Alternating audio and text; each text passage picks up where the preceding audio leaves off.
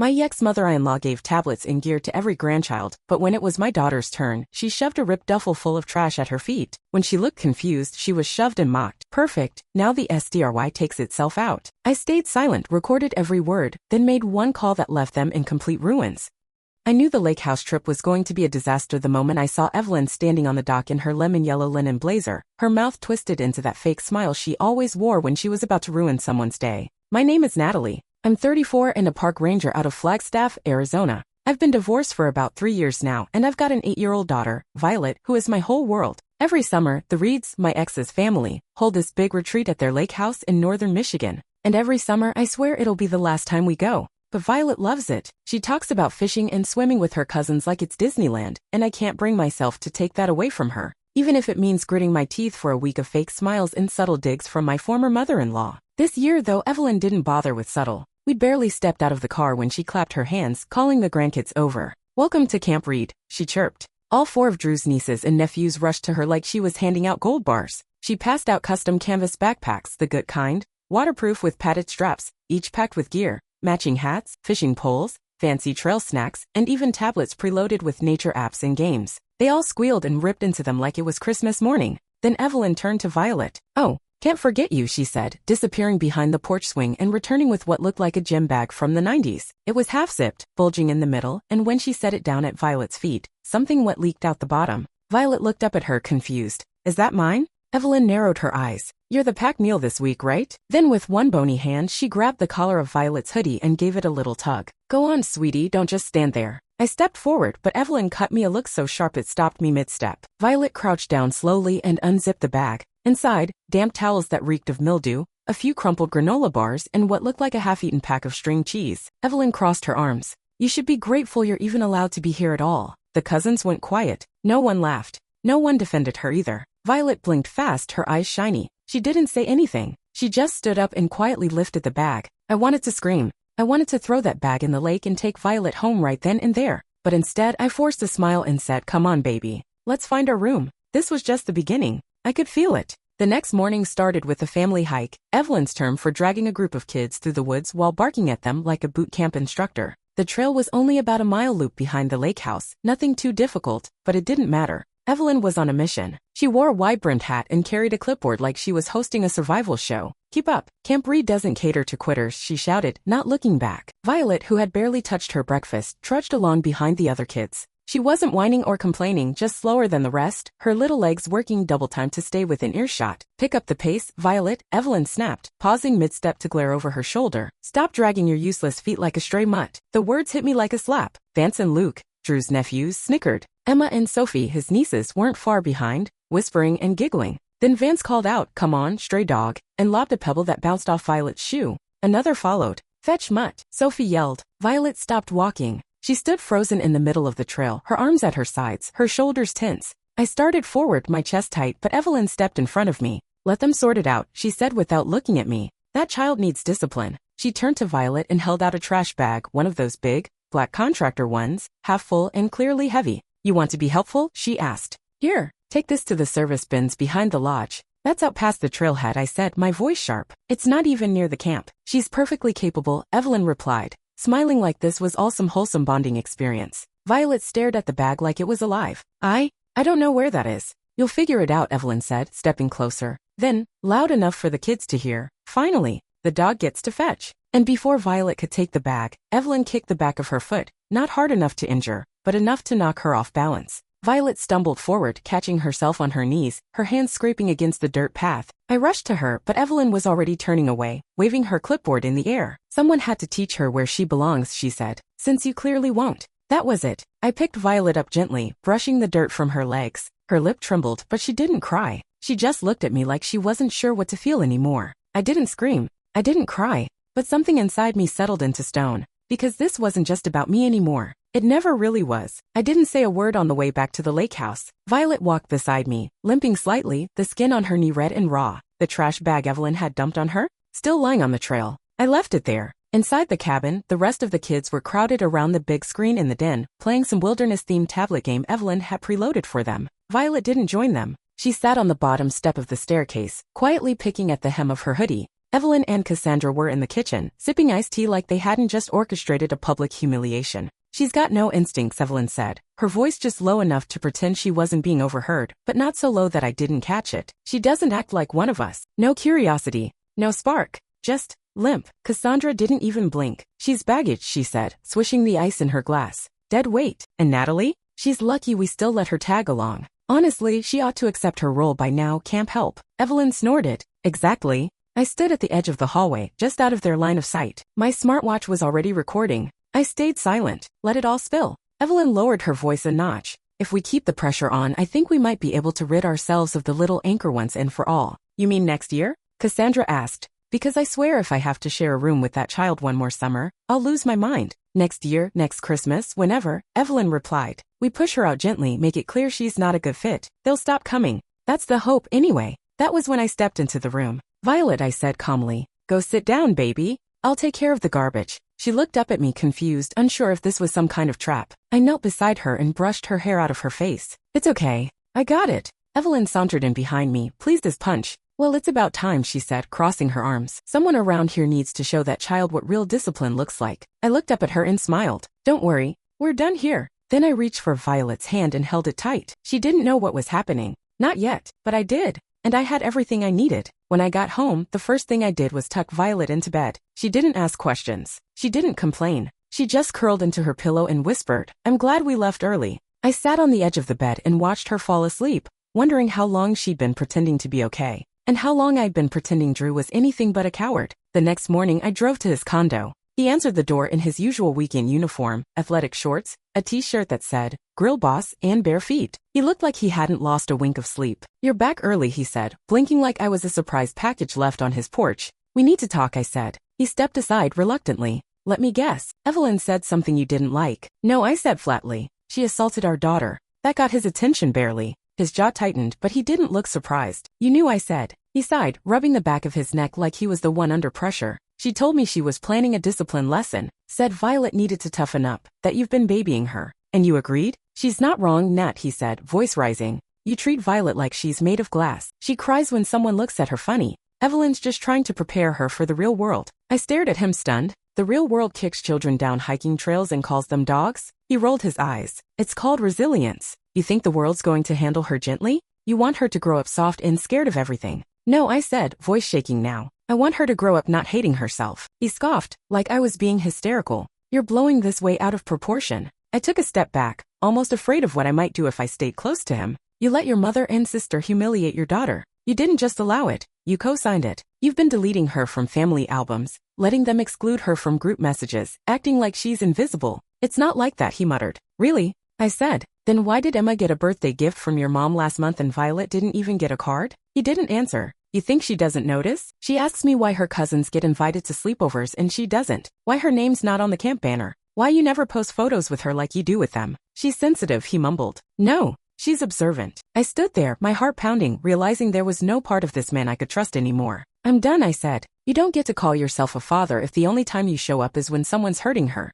I turned around and walked out the door. I didn't pack a bag. I didn't need anything but my daughter. We were never coming back. I called Miriam the next morning. She didn't ask questions, just told me to come over. Miriam's been my closest friend since college, and she's also a licensed social worker who doesn't mince words. When I told her what had happened, the hike, the bag, the way Drew stood there like it wasn't his kid they were tearing apart, she leaned back in her kitchen chair and said, "Then we build the file." So we did. Every night after Violet went to bed, I pulled out my laptop and scrolled through years of messages, photos, and camp itineraries. It was all there, hiding in plain sight. The way Violet was never tagged in family group photos. The cropped out edges of pictures where she had clearly been standing just a little too far to the side. Camp rosters where her name had been scribbled in pencil at the bottom, or missing altogether. Messages from Evelyn saying things like, "We didn't include Violet on this one, figured it was too advanced for her," or "Maybe Natalie can keep her busy that week." Miriam helped me categorize everything. Psychological patterns, exclusion tactics, targeted humiliation. She even flagged an old voicemail from Cassandra where she called Violet a weak link. We transcribed it, added it to the folder. Then I reached out to Sabrina, a family lawyer I'd worked with a few years back when Drew's reckless driving nearly got his license suspended. She'd helped me then, and I knew she had a sharp memory and sharper instincts. Once I explained what was going on, she said one thing: "Get me everything." So I did. Violet's school counselor, Miss Kershaw, offered her testimony willingly. She said Violet had become increasingly anxious around group activities. She avoided group presentations, flinched when other students raised their voices. She's bright, Miss Kershaw said, but she doesn't trust people to listen when she speaks. She assumes she'll be ignored or worse, laughed at. That nearly broke me. The final nail came from my niece Ava. She's Cassandra's daughter, about a year older than Violet. One night, while we were babysitting her for my sister-in-law, not Evelyn's daughter, thank God, she sat at the dinner table and said, I always thought it was weird that Cassandra calls Violet the outcast experiment. I froze. She said that. Ava shrugged. At the barbecue last summer, she was talking to Evelyn. They said she's your project, that you picked her up at a shelter or something. But I told them that's dumb because Violet's your actual daughter. I held back the tears. I didn't want to cry in front of Ava, but when she left, I sat down on the floor and sobbed. 2 days later, Miriam handed me a USB drive. What's this? I asked. The worst of it, she said. Group chat between Evelyn, Cassandra, and a couple of the cousins. Ava gave us the name, and I was able to find it. It's called Camp Challenges. I plugged it into my laptop. Messages dated back 2 years. Photos of Violet in unflattering positions. Plans to give her trash detail. A joke list of stray dog tricks to train her with. One message from Cassandra said, let's see if she cries before lunch this year. $10 says yes. I closed the laptop and looked at Miriam. That enough? She asked. I nodded slowly. More than enough. The first I saw of it was on Facebook. A video, posted to the Reed Family Camp account, captioned, Camp Pranks. Just a little summer fun #Stray Dog Challenge. I watched it on mute at first, already bracing myself. Violet, blurry at the edge of the frame, hauling a trash bag twice her size up a gravel path. Someone, probably Vance, added cartoon dog ears to her head using a filter. Then there were giggles, a dubbed-in bark, cut to her tripping, slow motion, freeze frame, laugh track. Then, stray dog fetches garbage. Someone give her a biscuit. The comments were already filling up. Emma R. She actually fell? LMAO. Cassandra R. All in good fun. Builds character. Sophie J. Kids today are so sensitive. I sat there for a few seconds holding my coffee, my fingers numb. Then I opened my phone and tapped into my voice memos, the recording I had made at the lake house. Evelyn's voice, clear and cold. We just might rid ourselves of the little anchor once and for all. I closed my eyes. Then I opened TikTok. It took me all of 20 minutes. First, I posted the original prank video, but unedited. The raw footage. Violet stumbling under the weight. The audible laughter. Evelyn's voice saying the dog fetches. Then I stitched in screenshots from the Camp Challenges group chat. One showed Cassandra writing, make sure she's in old shoes this year. She cried when hers got wet last time. Then I added the transcript of Evelyn calling her a mutt. The audio clip played over a still image of Violet's scraped knees. Finally, I recorded myself, just my voice, narrating what happened. I didn't name names. I didn't have to. I just said this. This is my 8-year-old daughter, Violet. She was humiliated for days at a family camp hosted by her father's relatives. She was mocked, isolated, assigned garbage duty, and kicked by her grandmother. While the other kids got tablets and gear, she got moldy towels and public ridicule. This is what emotional abuse looks like when it's dressed up as discipline. Please don't scroll. Please don't ignore this. I tagged every child advocacy group I could think of. #protect children, #family abuse, #let her be little. I hit post. And then I waited. It started slow. A few likes. A couple reposts. Then someone stitched it with their own video, a woman sobbing, holding her own daughter, saying, I recognize this. I lived this. Then a child psychologist commented, this is not discipline. It's psychological warfare. By midnight, it had over 400,000 views. By morning, I had emails from 2 news outlets, 3 parenting forums, and someone from a national nonprofit asking if I'd be willing to speak. And messages from strangers. You're not alone. She's lucky to have you. Please press charges. Cassandra tried to do damage control. She posted a follow-up saying it was all lighthearted teasing, accusing me of spinning drama for likes. But it was too late. The truth had gone viral. And for the first time, I wasn't the only one carrying the weight. By the end of the week, everything started to unravel, but not for me, for them. The video had climbed past 2 million views. Big accounts picked it up. Child advocacy organizations were sharing it with captions like, this is why kids stop speaking up. A pediatric therapist stitched it with a breakdown of long-term trauma effects from humiliation-based discipline. People were outraged. They should have been. By Friday, I got a notification from the Parks and Wildlife Board newsletter. Evelyn's name had been temporarily suspended pending internal review. I didn't even know they had a newsletter, but there it was. Plain text. No explanation. Just a line at the bottom. All ethics complaints will be addressed in accordance with community bylaws. The same afternoon, Cassandra's PR firm, a boutique agency in Chicago she bragged about at every holiday dinner, posted a statement. Effective immediately, Cassandra Reed is no longer affiliated with the firm. We do not condone or tolerate behavior that contradicts our values of equity, empathy, and professional integrity. I almost laughed. It was surreal watching the image they'd carefully curated for years implode in public, like they were holding up a house of mirrors and I'd finally turned on the lights. Drew didn't post anything.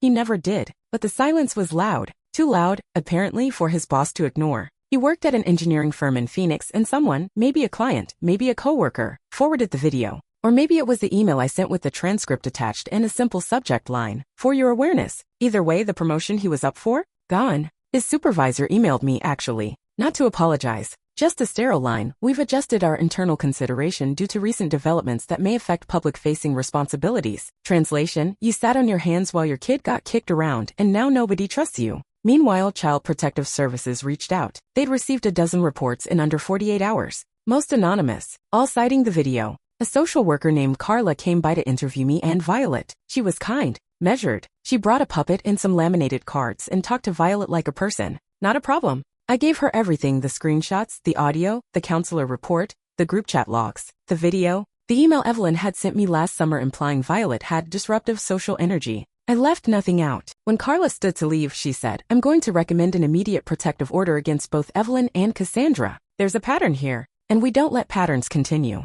The same afternoon, Sabrina, my lawyer, filed for full custody. We added the CPS report, the school counselor's testimony, the viral video, and the audio clips. The evidence binder was over 200 pages. I didn't feel vindicated. Not yet. I felt tired, but solid. Like I was finally on the right side of something that had gone wrong for far too long. And Violet? That night she crawled into my bed and whispered, are we still in trouble? I kissed her forehead. No, baby. We're safe now. And I meant it. The custody hearing took place exactly 5 weeks after the video went viral. I walked into the courthouse wearing a navy blazer and jeans, holding Violet's hand. She wore her favorite shirt, the one with a cartoon sea turtle, and gripped my palm like a lifeline. Sabrina was already waiting, calm and sharp-eyed, our evidence binder under her arm like a weapon in a sheath. Drew sat across the room, 2 rows behind his lawyer, looking tired and older than 38. His suit didn't fit quite right, probably hadn't been worn in a while. He didn't look at me. He didn't look at Violet either. Evelyn and Cassandra didn't show up in person. Their lawyers did, stiff and defensive, already on edge. Sabrina whispered, smart move, keeps them from opening their mouths and making it worse. The judge, a tall woman with silver hair and a calm but no-nonsense tone, started things off with the usual motions. Then came the evidence. Sabrina didn't grandstand. She just handed over our binder and let it speak for itself. Photos, transcripts, group chat screenshots, audio recordings, the school counselor's written statement, Carla's CPS notes, even the viral TikTok, submitted as public record, time-stamped and unedited. Then came Violet's therapist. She testified over Zoom. We've seen significant improvement since the environment changed, she said. Violet has stopped flinching when called on. She's expressed that she feels safe with her mother and worried about being forced to return to her father's side of the family. The judge nodded, jotting things down. Drew's lawyer tried to frame it all as overreaction. My client believes discipline is being misconstrued here, he said. That the incidents were exaggerated due to heightened emotions and online scrutiny. Sabrina leaned forward. Your client allowed his 8-year-old daughter to be called a stray mutt. Allowed her to carry trash alone through the woods. Allowed her to be physically kicked by his mother and said she needed to toughen up. Those are not parenting choices. Those are failures. The judge raised her hand. Let's be clear, she said, voice even. I've reviewed the footage. I've read the transcripts. This isn't a question of interpretation. This is a pattern of emotional endangerment. Then she turned to Drew. You had opportunities to protect your daughter. You didn't. He didn't say anything. Just stared down at his folded hands. Her ruling came 20 minutes later. Full legal and physical custody awarded to me. Supervised visits only contingent upon Drew completing parenting classes and attending therapy. Evelyn and Cassandra? Immediate restraining orders enforced by law. Any future contact with Violet without my consent would be considered a violation of court order. But the most powerful moment came at the very end. The judge asked if Violet had anything she wanted to say. She looked at me first, nervous, and I nodded. She stood up on her little legs, clutching her note card with both hands, and read, voice shaking, I'm not garbage. I'm someone who deserved love. The courtroom went still. Even Drew wiped at his eye. And me? I didn't cry. I just breathed. Finally. That was 10 months ago. We live in Astoria now, a coastal town in Oregon where the sea air is thick and salty and people don't ask too many questions. Violet and I rent a little blue house 3 blocks from the beach. The windows rattle when the wind kicks up and the floors creak when the tide rolls in, but it's ours. Quiet. Safe. She started 3rd grade at a local elementary school just after we moved. Her teacher, Miss Pratt, called me the second week and said, she's so polite, but so careful. I told her gently she's still learning how to believe people mean well. It didn't take long before Violet found her place. She joined a marine biology club after school. They go out every Thursday in rain boots and puffy jackets, measuring tide pools and naming every crab they find. Her favorite's named Shelly. She gave it a piece of her sandwich last week and told me, Shelley likes peanut butter more than seaweed. That's how I know we're friends. She's still in therapy, just once a month now. Dr. Henry has a soft voice and a sand-filled timer, and Violet doesn't hide behind me when we walk into his office anymore. Sometimes she even walks ahead. Me? I took a job managing the local wildlife sanctuary. It's not glamorous. Mostly paperwork, trail maintenance, and answering questions from retirees who think a pelican is a seagull. But there's peace in it. And on quiet mornings, when I check the gates before the visitors arrive, I can hear the birds before I see them. It's a good kind of solitude. About 2 months after we moved, a letter showed up in the mailbox. No return address, just Evelyn's perfect cursive on the envelope. I didn't open it. I didn't need to. I tossed it in the trash. A week later, another came, this time from Cassandra. Shorter envelope, same energy. I didn't read that one either. Violet saw me throw it away and asked, "Are you mad at them?" I paused, then said, "No, I'm just finished." She nodded like she understood. Maybe she did. Last month, her school hosted a conservation fair. Her marine biology group set up a booth with recycled crafts and hand-painted flyers about local kelp forests. Violet stood in front of their table, pointing at laminated photos, explaining how barnacles clean the water. A reporter from the local paper snapped her photo and wrote a short feature titled, "Third Grader Takes Big Steps to Protect Local Ecosystems." I clipped the article and stuck it to our fridge with a sea turtle magnet. When I looked at her that night, curled up in bed with a book and a fuzzy blanket, I didn't see the girl they tried to shrink. I saw someone finally standing in the light, on her own terms.